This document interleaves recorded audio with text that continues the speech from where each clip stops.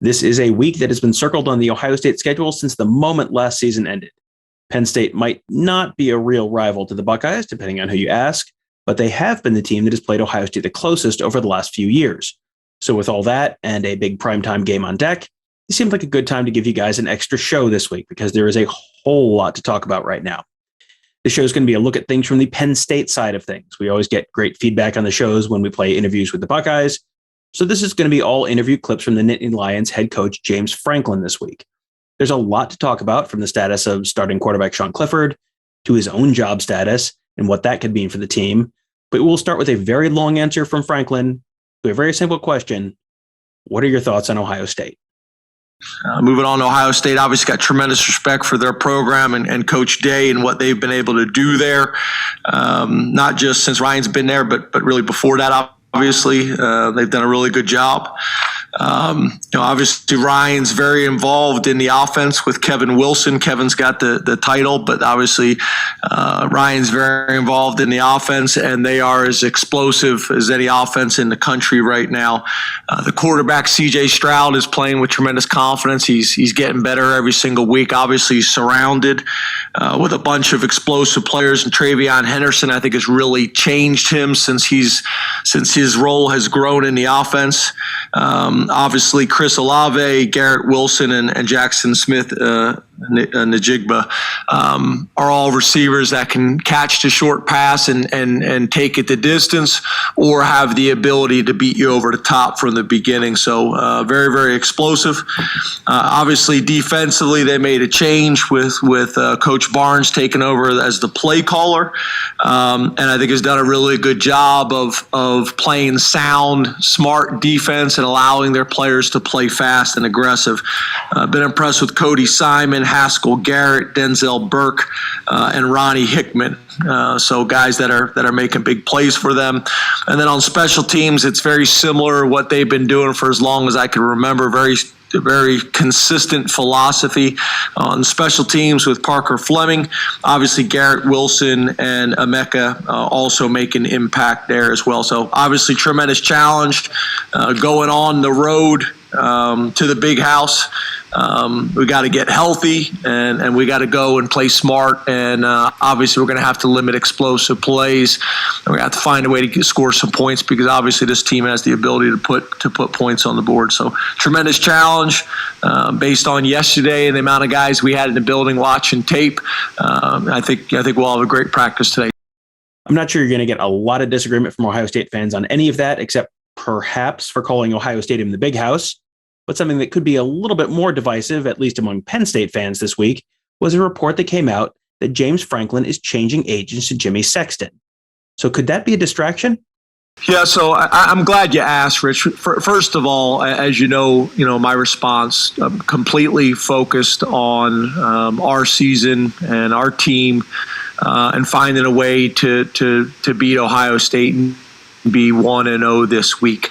Now, I'm not going to get into the details, Rich, but what I will tell you is this is being reported now, but this is something that happened over the summer.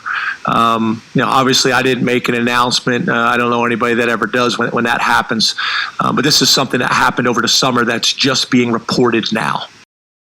One of the big stories last week in the lead up to the Illinois game, and then now in the lead up again to the Ohio State game, is the status of Penn State quarterback Sean Clifford. How close is he to being 100%? And if he's not able to go or not able to go the full game, how prepared are his backups, including Taquan Roberson and Christian Veilleux, to being ready to play if Clifford really is not able to go? Well, I think the good thing is, as you know, last week we weren't sure. We were trying to kind of see where he was going to be at. Sean's much further ahead now to being back to 100%. So that's a positive. We feel really good about that. I know Sean felt great physically, on Sunday. And Taquan and Veilleux have, obviously, with Sean's reps being limited last week, they've gotten a lot of opportunity, so that's been helpful. But obviously it's very different what you do in practice and in a game. So those guys continue to develop, continue to grow, are getting better. Obviously Christian hasn't been here as long and has gotten a lot more reps, so that's been helpful. And his evaluation. But both of those guys, obviously we're going to need with Sean's situation, and also just the way college football is in our game in general. So, we expect to have a 100% Sean Clifford this weekend, and those other two guys continue to develop. Clifford certainly didn't look 100% against Illinois, but was he limited in his ability to run against the Illini, or was he simply told not to run the ball to protect his ribs? If so, how much did that limit what he was really able to do? Yeah, I think it's a good question. I think that's a big part of Sean and what his game is, his ability to extend plays, his ability to keep the defense honest and be able to make a play or two throughout the game where he picks up a first down with his legs. He was limited, obviously, in what he could do, and we tried to limit it as much as we could as well. So obviously that was the challenge when you got a guy like Sean, and that's a big part of what he does and how he plays. That being limited obviously impacted him and us. There was a follow-up to Franklin's job status and how realistic it is to really think that none of his players are going to be distracted by all the rumors about his future right now. Yeah, again, I think that's fair, Corey. It has not been a discussion or an issue that I've heard from the staff or I've heard from the players. I've met with the leadership council. We've kept it, very direct. And obviously, there's things that that we have discussions in great detail, in our building with our family and the players and the staff. So we try to do that the best we possibly can. I think we've done a pretty good job of that over my 8 years here. And we'll continue to try to do that. There's things that we can control and there's things that we can't, from the outside. But this has been kind of a story that's happened on numerous occasions. And we just try to keep it as focused as we possibly can. But I think it's a fair question and I understand where it's coming from, Court. Penn State really struggled to stop the run against Illinois. The Illini couldn't pass the ball a lick, but they still managed to run for 357 yards at 5.3 yards per carry on a whopping 67 rushes. Now, that obviously is not ideal with a team with a far better offensive line and a much better running back on the schedule for this weekend. You'll hear Franklin reference some injuries. The biggest of those, of course, is defensive tackle P.J. Mustipher, who is out for the year. But why did they struggle so badly against the Illini ground game? Yeah, a couple things. Obviously, they gave us a formation that we had not seen on tape and made some adjustments to it. What I would say, Mike, is at the end of the day, we held them to 10 points. We've been a little bit of a bend but don't break defense all year long. We've been really good at stopping the run. We did have challenges there. Obviously, just like we're dealing with Sean on offense, we've had some injuries on defense. So some guys' rep counts have gone up. But we've done a really good job of stopping the run, not only this year, but historically. So, they had a nice little wrinkle that caused us some challenges. There's no doubt about it. We were able to make some adjustments as the game went on. Obviously, we've had some thorough discussions since. Some things that obviously you look back after the fact and say, we'd like to have done this or could have done this. But again, at the end of the day, in college football, we held them to 10 points, and that should have been enough to win the game. Franklin was asked later, very directly, are you committed to being the head coach at Penn State beyond this season? You may notice that in addition to not really answering the question, there's also a rather other notable moment in this response. Yeah, obviously I've been asked this question multiple times, and my focus is completely on Illinois and this team. And this program. I think I've shown over my 8 years my commitment to this university and this community, and that's kind of my statement. Franklin had been concerned after the team's 5-0 start that they may be getting a little too high on themselves. Now, after a pair of back-to-back losses, the issue may be the opposite. How do you avoid getting too low? Well, I think that's where, obviously our Lash building and our practice fields, that's a place where our guys come, and it's a family, and we're very supportive of one another and compete like crazy. I think that's the thing that we have to do a great job is when our guys come into the building, that's kind of their place, kind of a second home, and because there's a lot of noise out there. There always is. This is college football.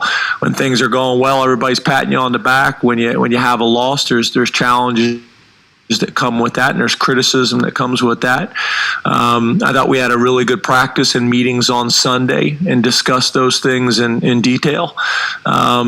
I think our guys have responded well. Obviously, we got a tremendous challenge, to go on the road against Ohio State, to go against one of the most explosive teams in the country. But we've been in these types of battles before, and I know our guys will respond well, and so will our staff. If you follow him on Twitter, you know that Franklin has a mantra that his team needs to go 1-0 each week, basically filtering out whatever happened before and whatever's going to happen next and just focusing on that game. But in 4 of the last 5 seasons, the Nittany Lions' first loss has immediately been followed by their second loss. That happened again this year with the loss to Iowa, followed by the loss to Illinois in their next game. Is there some reason for that pattern? Yeah, again, I think that's a fair question. We talk a lot about resiliency and being able to bounce back as soon as you possibly can. That's where the 1-0 mantra is so important, because I think guys, a lot of times, their approach and their mentality, especially in the college football playoff era, these things can get magnified. Wins can get magnified. Losses can get magnified. So keeping our guys as focused as we possibly can, and that's challenging. Obviously, and it's even more important when you play a really challenging schedule like we do on our side of the conference, and the out of conference games that we play makes it even more challenging. So that mentality and that approach of 1-0 is really important to help you get through situations like you're describing, John. In addition to not being able to stop the run against Illinois, Penn State also struggled to run the ball against the Illini. The Nittany Lions had just 62 yards on 29 carries. That works out to 2.1 yards per carry, which is not great. So how do they get that fixed now?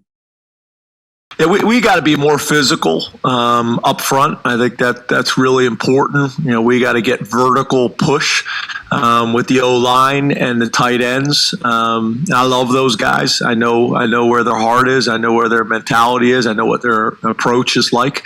And I know having some lengthy discussions with Coach Troutwine about that as well. Now it's translating it to the practice field, and it's translating it to the games. We got to create more push and play to the echo of the whistle. And be physical and create space. And then our running backs have got to be decisive and get downhill. And then we got to keep people honest with our perimeter throwing game, so people can't overload the box, whether it's perimeter throwing game or whether it is the RPO type stuff, to put people in conflict. So, obviously that's an area that we have got to get better at, Adam, and I understand the question. Having your quarterback either out or limited, as Sean Clifford has been the last 2 weeks, is tough on an offense. So have the Lions done enough to compensate for that the last 2 games? So I think last week, specifically against Illinois, obviously what you'd like to do, right, is run the ball to take some of the pressure off whoever the quarterback is. And when you're not doing that effectively, then it creates, the challenge. It goes back on the quarterback's lap. And that's really who we had been the first 5 games of the year. We'd been making plays in the passing game, mixing the run in to keep people honest.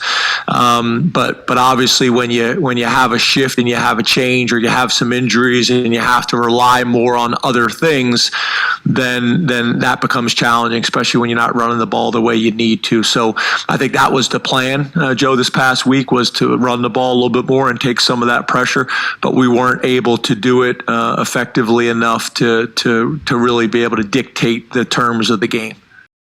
Ohio State fans are obviously well aware of the change that Ryan Day made on the defensive side of the ball earlier in the year, turning play calling duties over to Matt Barnes. Franklin was asked how he has seen that change play out with the Buckeye defense over the past few weeks. Well, I think the thing that everybody knows it. Obviously this isn't something I'm stating here that everybody isn't already aware of. But Ohio State's done a tremendous job of recruiting. They're as talented as any team in the country, year in and year out, especially up front. What they've been able to do with the defensive line and really throughout. So I think what they're doing a really good job of is getting back to playing base defense, keeping it sound. I don't want to use the term simple because I wouldn't say it's necessarily simple, but they're sound. They're not trying to do too much. They're not trying to over scheme you. They're letting their players line up and be safe, and they're always sound in how they adjust, and they're allowing their players to play fast and aggressive and make plays. And I think he's done a really good job of kind of creating that as their identity. And it's showed up on tape, and they're getting better each week. As you know, they've played really good defense at Ohio State for a long time and have been talented, and they're back to playing that way again. A year ago, defensive end was one of the strengths of the Penn State team, but guys like Shaka Toney and Jason Owe are off to the NFL. And now, due in part to injuries, the Lions are more or less just leaning on 3 guys at that spot. So is that lack of depth a concern as they get deeper into games? We'd like to have, we have typically been 5 deep at D tackle, and we've typically been 5 deep at defensive end, and that has not been the case. This year with injuries, especially when you lose, multiple starters. Like we talked about with PJ Mustipher and Adisa Isaac, like we've already talked about. So when that happens, obviously other guys need to step up, and their reps need to increase, and their experience and their confidence needs to grow as the season goes on. So that will be important for us. Earlier, we mentioned Franklin's mantra of just go 1-0. But are there certain weeks when going 1-0 has a bigger impact on the team and the season? And if so, is this one of these weeks? Yeah, obviously the way we approach it is 1 week at a time and try to cut it up into small, tasks that I think are attainable and I think are easy to focus on and concentrate rather than looking at the whole season. And even in some ways, even what happens this weekend, just focus on today to be the best we possibly can. I'd make the argument that last week was just as big as this week. The week before that was just as big. Whether you win a game, in a challenging situation on the road, or whether you have some adversity to overcome, a game that you didn't win. Those are challenging, and those are important. So to me, every week is really important. Obviously, going on the road against an Ohio State team that's thought of as well as they are on offense, defense, and special teams. Obviously, I understand what your question is, but I think they're all important. Well, we'll have much more coverage of Ohio State trying to go 7-1 and Penn State trying to go 1-0 this weekend as the Nittany Lions take on Ohio State, or is it Illinois this weekend? Whoever they play this weekend. You can find all that coverage at BuckeyeScoop.com. Tomorrow morning, I will be back with a normal show with Ross Fulton to discuss some of the big picture items like how the Buckeye offense has improved so much so fast, as well as what changes Ross would still like to see on the defense. And of course, it is a massive recruiting weekend as well. All of our recruiting experts, Bill, Mick, Alex, Mark, they are all working overtime this week in the lead up to that game as well. You can find all their insight and all their analysis on the Ask the Insiders board at BuckeyeScoop.com. That'll do it for this afternoon. We will see you back with a normal show tomorrow morning. We'll talk to you then.